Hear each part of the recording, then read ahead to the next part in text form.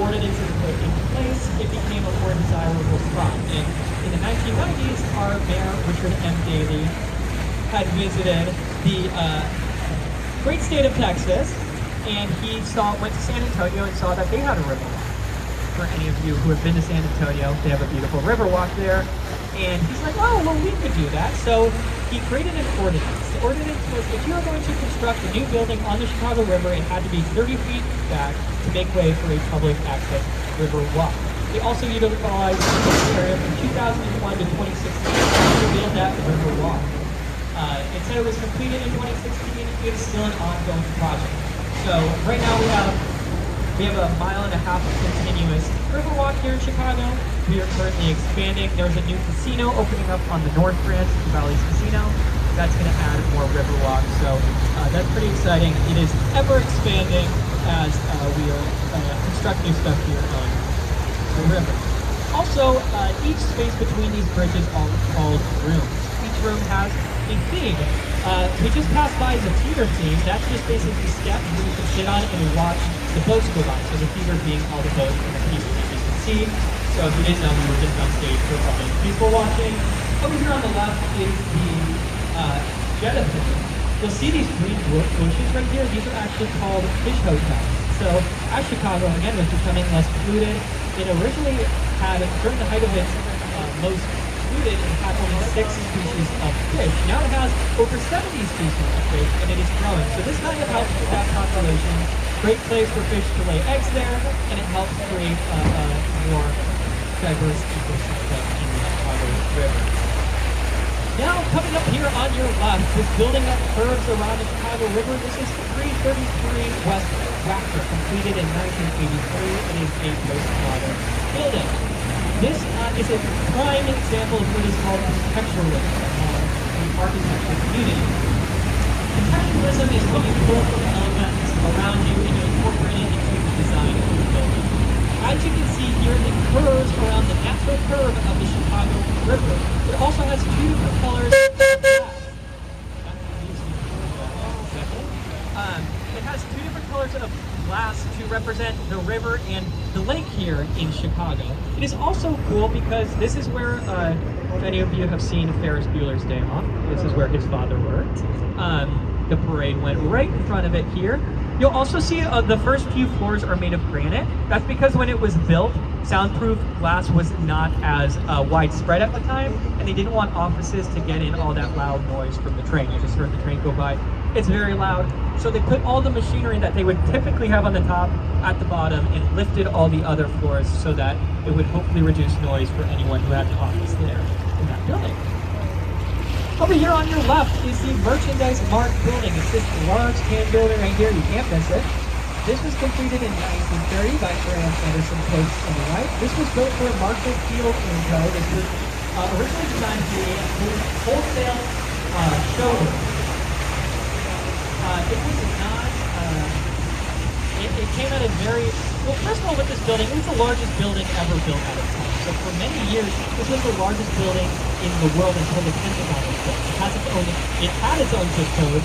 It takes up about 2 city blocks with 4 million square feet inside. It's a very, very large building. It even has its own L stop, just to the side of the left. This building was not successful at first because of the nature of the Great Depression in the 1930s. It was sold to the Kennedy family for back taxes for $13 million in 1945. Kennedy family then resold it in the 1990s for $625 million. And made a large profit off of that. We also have art on the mark there. I believe it's Thursdays and Saturdays. I'll have to double check the dates, but they basically project art exhibits on it. It's super cool, so if you have some time, it's a great place to see. Alright, I'm going to talk about these bridges for just a second. They're a very unique style bridges here in Chicago. There are actually 32 of them crossing the Chicago River. We only go under a few. The main one that you see is going to be called a doubly giant vascular bridge. Giant means axle. So there's an axle right up the river bed right here. It helps lift the bridge.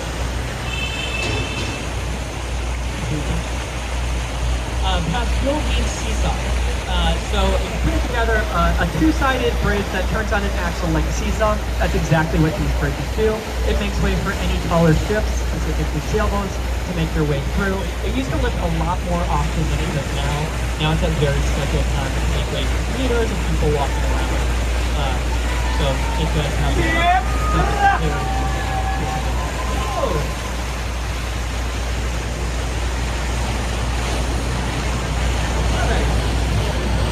talk about these two buildings to your left here. You can see one right now, there's one right behind it, it's identical. These are the Corntop Towers, or Marina City. This was completed in 1968 by Bertrand Goldberg. He believed that there were no right angles in nature, so I will not put right angles in my building. That's exactly what he did here. It was all circular. It was also built to be a city within a city.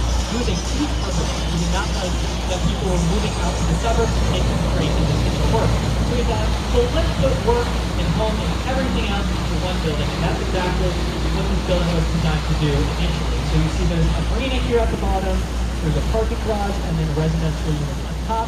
At the bottom, there's also the House of Blues. There's plenty of restaurants, shops, used to be ice skating rink. So it was really a city within a city. Now, something to note is that Bertrand Goldberg had a mentor or a teacher for architecture. That guy, his name was Mies van der Rohe. He designed this building to the left here. If you look at these two buildings, they're completely opposite.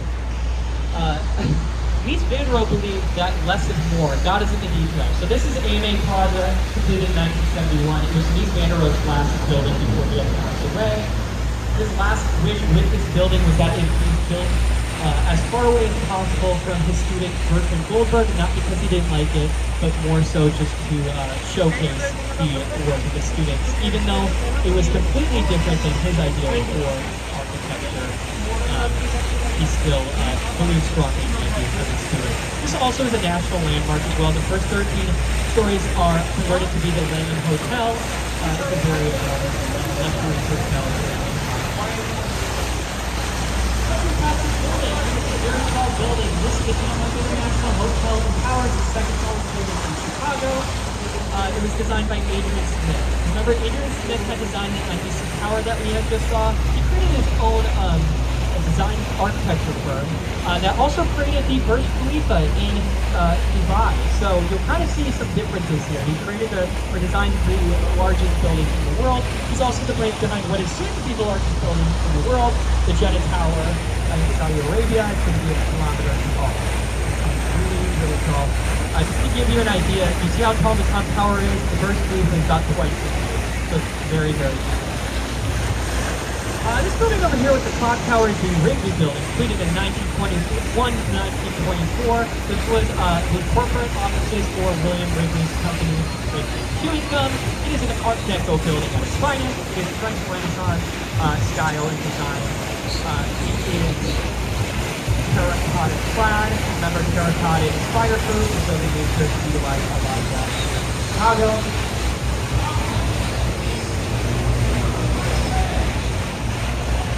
It was also the first corporate office on this side of Michigan Avenue. This bridge wasn't built yet, and it was being built as this was being built. So it was the first thing to kind of connect these two sides of Chicago. And then last building I'll talk about is this one over here on the left. A little bit of a warmer, more Gothic style building, completed in 1925 by Howard and Hood. The story goes in 1922, Chicago Tribune for its 75th anniversary held a contest for who could design the best building. Last thing, Howard and Hood created this neo-Gothic style building with those flying buttresses on top. They loved that design and they built this building, completed in 1925. It was originally for the Chicago Tribune, but it was now definitely reused Chicago's. Alrighty, that is going to be it for me here, folks. We are just about to dock. A few safety things. Please stay seated as we are docking here. Think of it like you are landing an airplane. Probably going to be the bumpiest part of the ride, so please stay seated until Captain Diamond says that we are all good to disembark the vessel. Also to the left here, there's a cool fountain pick. This is a Centennial fountain. The top of every hour, that's what that is, if you're curious. Anyways, please stay seated. Also, if we could give a quick round of applause for the captain and our amazing crew here today. They did a great job. keeping us safe.